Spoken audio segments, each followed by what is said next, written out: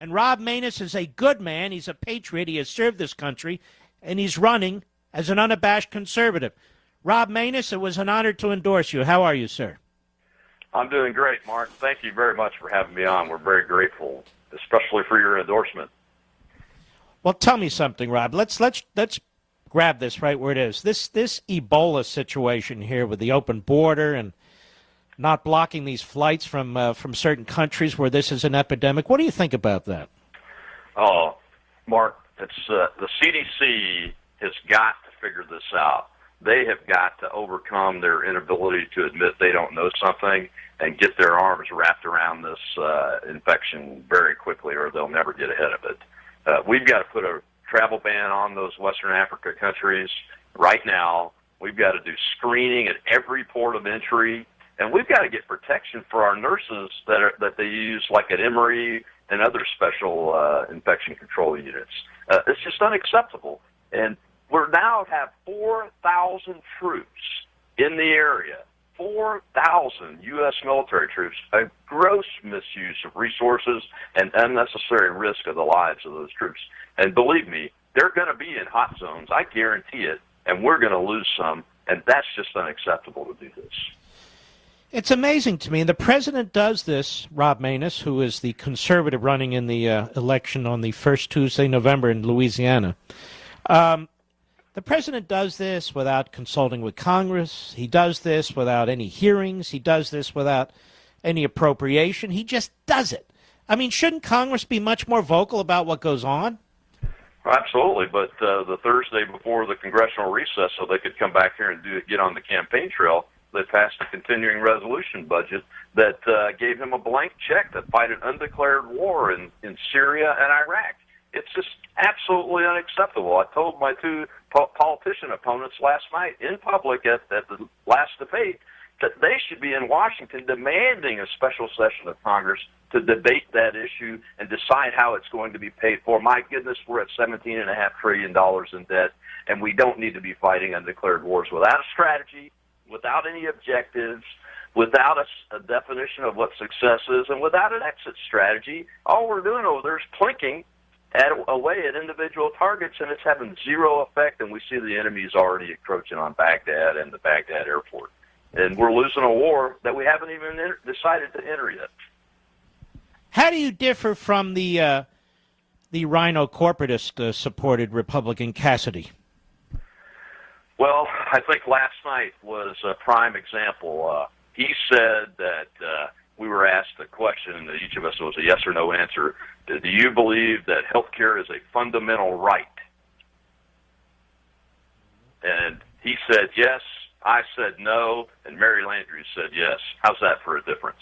Well, it's a big difference, because if it's a fundamental right, then we have an obligation to pay for it.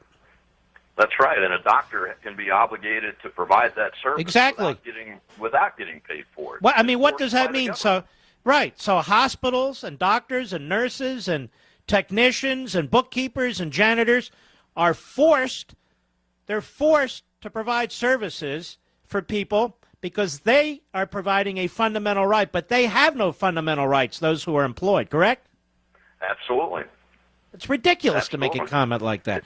It's absolutely ridiculous, and it just shows a disdain in the political establishments, whether it doesn't matter what party they're in, for the Constitution and for our liberty.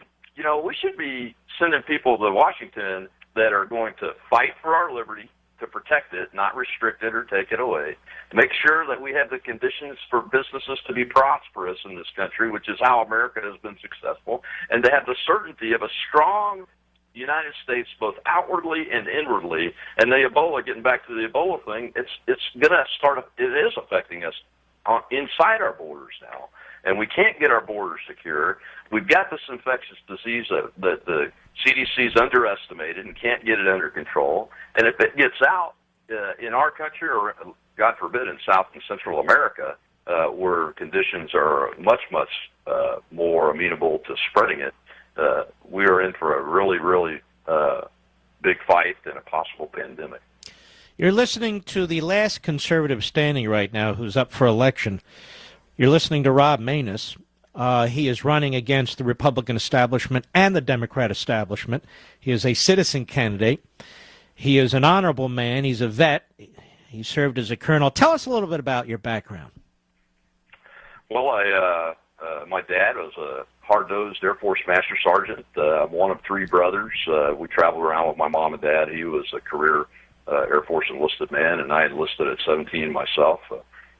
Rose up through the ranks, went to college at night, became a commissioned officer and an aviator, and I've got aviation experience in air refueling, in B-1 bombers in combat, and in intelligence aircraft, and commanded a squadron.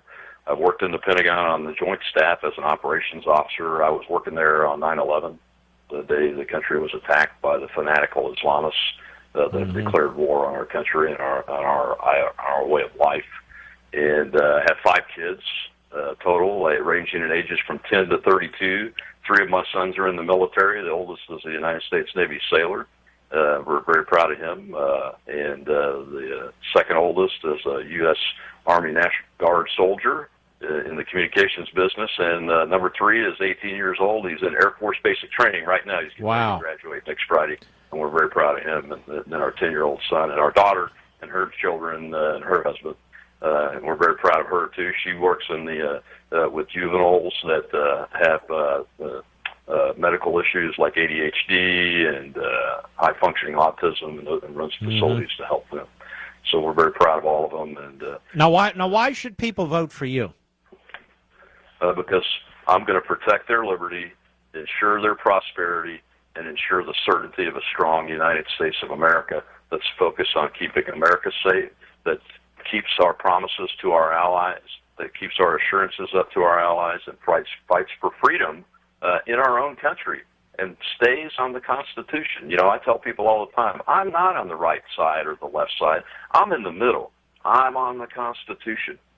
I believe in the principles of the Constitution as it's legally amended, the one that's in the archives, as it says in Article 5, and it's got the legal amendments to it.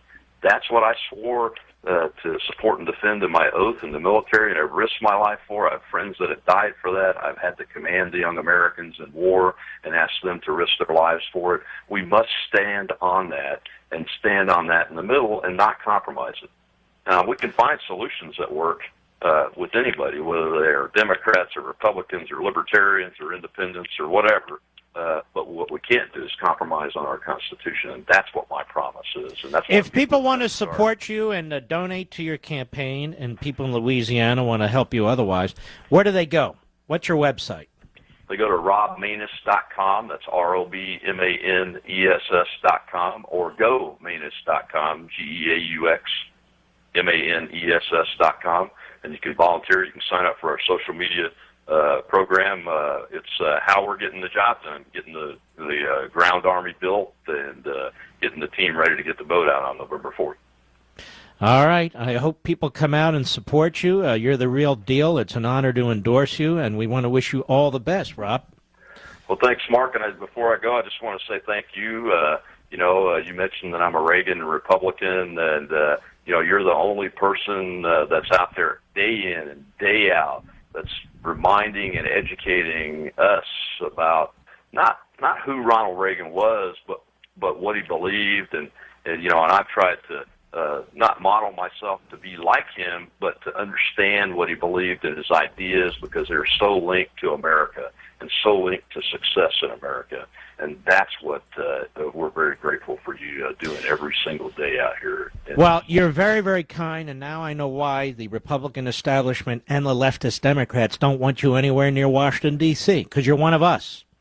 So, Rob Maness, I just want the public to support you and go to the they can go to Mark Levin Show Facebook, Mark Levin Show Twitter. We will link to your site. God bless you, my friend, and you take care of yourself.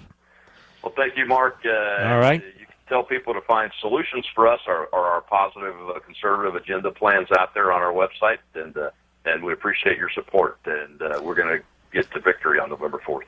All right, go get them. Thank you.